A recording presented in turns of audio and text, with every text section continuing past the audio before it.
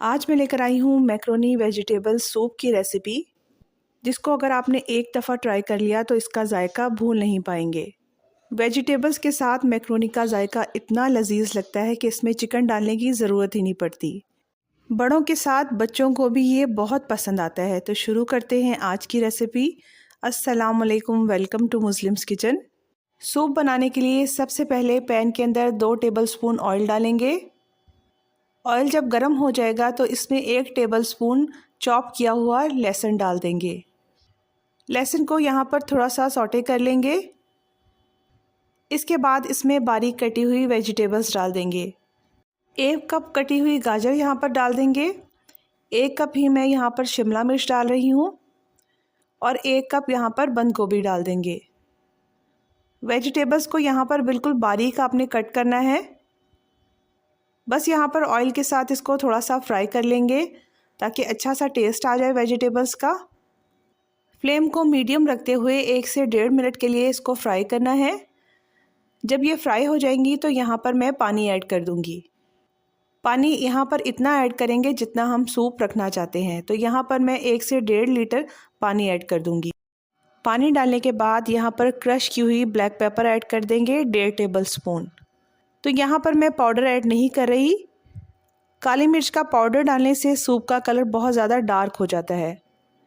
اس کے بعد 2 table spoon dark سویا ساس ایڈ کر دیں گے اور 2 ٹیبل سپون ہی اس میں چلی ساس ایڈ کر دیں گے اور 2 ٹیبل سپون یہاں پر سرکہ ایڈ کر دیں گے۔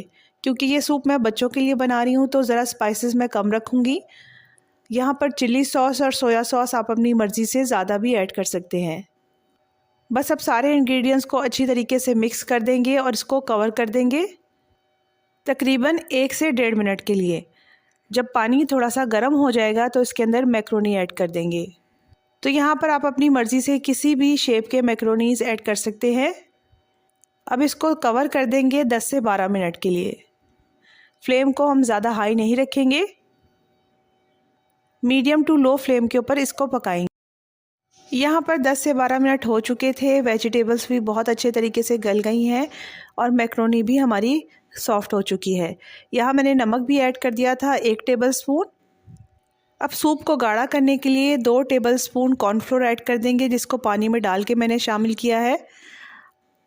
ایک دم سے سارا کارن فلور نہیں ڈالنا، ہاف ہاف کر کے اس کو ایڈ کرنا ہے۔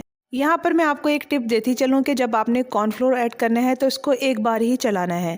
اکثر لوگ اس کو اتنا چلاتے ہیں، بار بار چلاتے ہیں، جس کی وجہ سے سوپ ہمارا بالکل پتلا ہو جاتا ہے۔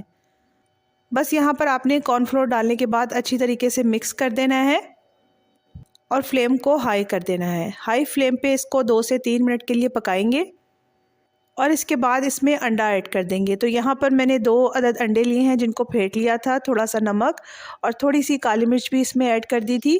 انڈے ڈالنے سے پہلے فلیم کو میں نے بالکل لو کر دیا تھا۔ انڈے ڈالنے کے فوراً بعد آپ نے سپون نہیں چلانا، تھوڑا سا ویٹ کرنا ہے۔ جب ببلز اوپر آنا شروع ہو جائیں گے تو اس کو مکس کر دیں گے بالکل ہلکے ہاتھ سے۔ اور بس سوپ ہمارا ریڈی ہو چکا ہے۔ اس کو باؤل کے اندر نکال لیں گے۔ نکالتے وقت بھی آپ نے اس کو صرف ایک سائڈ سے نکالنا ہے، اس طرح سے سوپ آپ کا پتلا نہیں ہوگا اور آخری سپ تک یہ بالکل گاڑھا ہی رہے گا۔ تو یہ وہ چھوٹی چھوٹی ٹپس تھیں جو میں نے آپ کو دیں تاکہ آپ کا سوپ بھی بالکل پرفیکٹ بنے۔ اور اس طرح سے بہت ہی ٹیسٹی اور بہت ہی زبردست میکرونی ویجیٹیبل سوپ ریڈی ہو چکا ہے، جس میں نہ تو ہم نے چکن ڈالا ہے، نہ کوئی چکن کیوب ڈالا ہے، نہ ہی چکن پاؤڈر، لیکن اس کے باوجود بھی یہ بہت زیادہ ٹیسٹی ہے۔ تو ریسیپی کو ضرور ٹرائی کیجئے گا۔ اگر پسند آئے تو ویڈیو کو شیئر اور لائک کریں۔ ونٹر اسپیشل کی ایسی ہی مزیدار ریسیپیز کے لیے میرے چینل کو سبسکرائب کریں۔ Thank you for watching.